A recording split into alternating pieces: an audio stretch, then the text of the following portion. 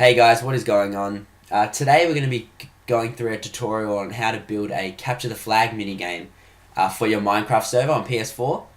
So if you want to know the way I built it is that it's 110 blocks in length, so 110 blocks this way, and 55 in width. So that just gives you a general idea on how big you could make yours. Obviously you can make it larger or smaller depending on how you want yours to look on your server, but I think this is a pretty good size. Gives a good amount of space for each team to run around and like fight and stuff. So we're going to start off by building the spawning area. So the spawning area looks like this. It's a little bit like higher than the actual arena so that the players can drop down into the water and then start fighting and capturing the flag and whatnot. But basically how this is designed is that you're going to want to make 4 rooms. Or you can make as many rooms as you want, but depending on how many people you want per team. So I've got 4 per team. So this is team 1. We've got 4 rooms. They contain a bed, a treasure chest, and the treasure chest has their armor and stuff in it. But what you want to do, you don't want to make all 4 of these rooms the exact same. So basically I've made classes. So the first class we've got is the marksman class. So they've been given bows, arrows, and a potion of healing. So they get instant health and obviously the armor. But they've been given a lot of armor so that when each player dies, they'll spawn back right next to their armor. They can quickly grab their armor and jump back into battle and fall down there. So yeah, the first class, marksman. Second class is, I guess, the swordsman. So they just get the iron sword and a potion of strength. And their armor is exactly the same as the marksman. So yep, that's swordsman. We've also got another swordsman here. So 2 swordsmen per team, a marksman, and I guess we call this one like a runner. So that's not the most creative name, but they get a weaker sword, but they get a potion of swiftness. Oh, I don't know what that helmet's doing in there, my bad. They get a potion of swiftness, so they can obviously run a bit faster, which is very useful when capturing the flag.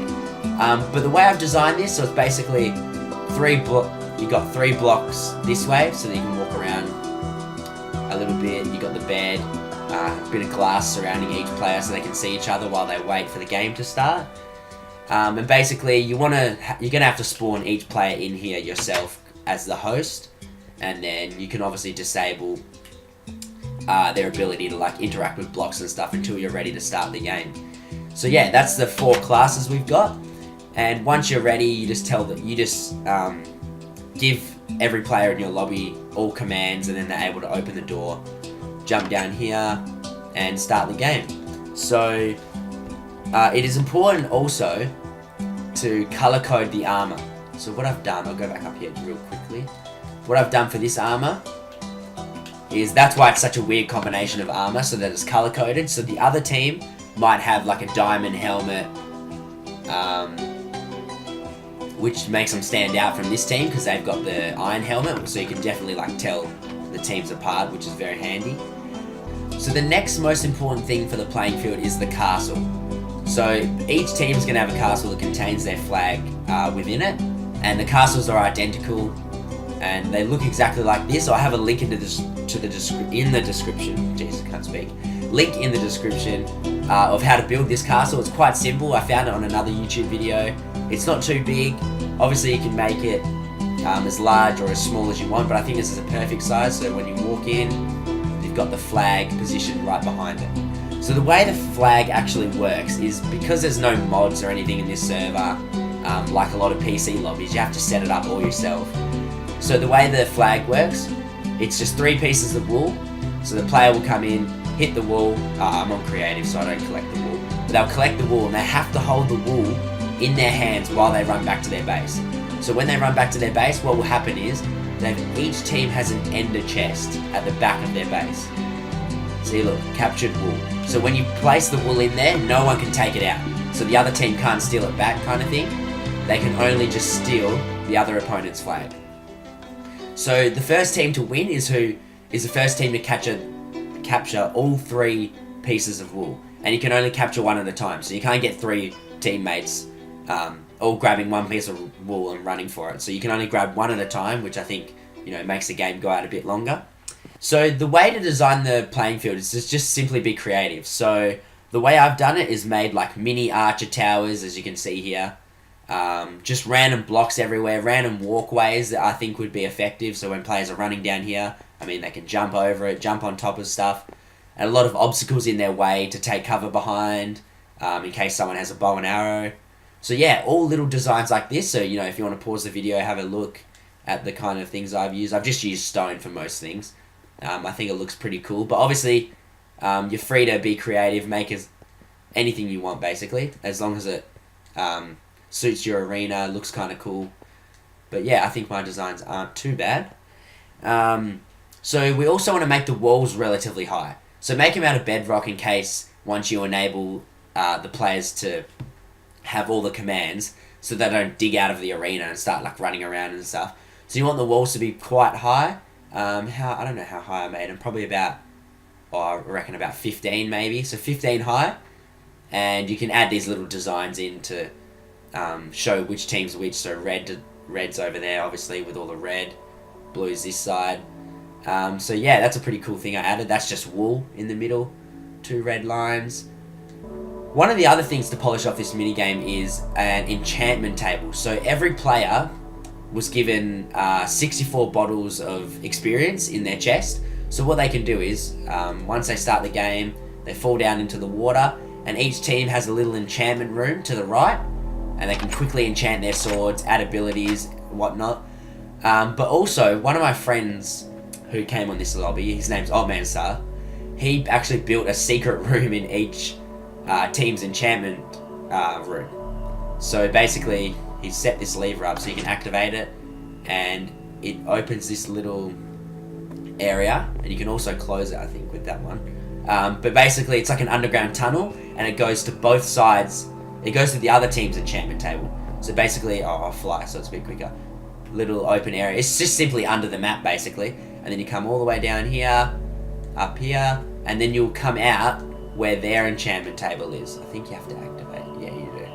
So you have to activate this. Yeah, and then you come out, and you're basically behind the enemy team. So it's a good way of sneaking up. That adds a little bit of more fun to the game. Also, you want to position a few chests around the map. So basically, if a player drops his sword or something, then they don't have to go without a sword until they die. So we've got a chest up here full of swords and ender pearls, which are obviously good for teleporting. We've got bows as well, so even if you're not a marksman, you can quickly run up and get a bow if you need. And down here, I think it's just, bows and swords. So everyone gets a bit of everything. So what you want to do when players join your lobby, so say you get about 7 players joining your lobby and you're the 8th player, you want to teleport them each individually into their waiting area for the minigame. So each player in one of these little pods. And once you've done that, you want to set the time of the day to night so that the players can sleep. And then once they die, they'll teleport right back here. Or I think you can even set player spawn, or you can set world spawn. But I think you can set each player's individual spawn point. So that'll save you even making the beds in your minigame server. Because you're host, you can disable their ability to interact with doors and stuff until you're ready. So basically, design the castle however you want. I put that little flag at the top of it to give it an extra effect, so it looks like, both team has kind of like a little castle defense set up. There's also these arch towers on each side that I've built. Not a bad design. I mean, you can pretty much do anything you want. You can put glass around, make little windows and like a sniper tower, but I thought this was pretty effective.